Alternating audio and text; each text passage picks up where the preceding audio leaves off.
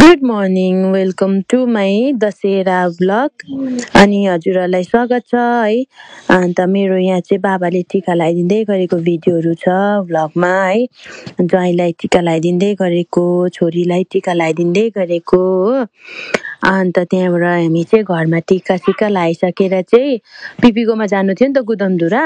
अन्त पिपीकोमा जाँदै गर्दा पनि पिपीकोमा जाँदै थियौँ हामी चाहिँ टिका लाउनु। पिपीको चाहिँ अलिक टाढो थियो र पानी पर्दै थियो, त्यसले गर्दाखेरि चाहिँ छिटो गएर आइहालौँ भने। अन्त यहाँ पनि थियो घरमा पनि यता निनी खुत्री जानुपर्ने थियो, तर पिपीकोमा चाहिँ पहिला गएर आउँ भने होइन हामी।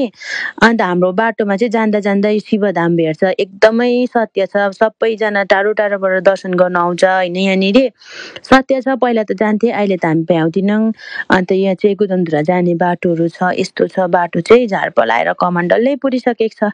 त्यहाँबाट पिपीको घर पुग्यौँ होइन। त्यहाँबाट पिपीलाई बोलाएर हामीले पिपी आयौँ भनेर भने।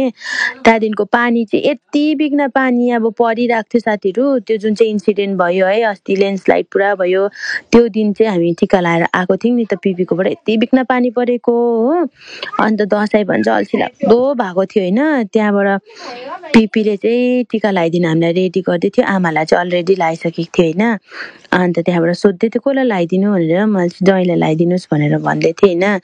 त्यहाँबाट चाहिँ टिका सिका लगाएर हामीले फोटो खिच्यो एक दुईवटा, काकी पिपी होइन, हाम्रो सबै पिपीहरूसँग। त्यहाँदेखिको चाहिँ हामी घर फर्क्यौँ। घर फर्किँदा चाहिँ भाइलाई पनि मैले भिडियोमा उयो गरेँ नि त, उसले नगर है नाना नहाल है भन्दै थियो होइन। अन्त कोही बेला त है ऊ त बेसी भेट्दिनँ हतपत, कोही कोही बेला त भेट्छु। अन्त हामी चाहिँ गफ गर्दै आउँदै थियौँ। अन्त हाम्रो चाहिँ बाटो यस्तो भइरहेको थियो पानीले गर्दाखेरि। अब रोड त यही अवस्था है, गाउँ बस्तीको यस्तै हुन्छ।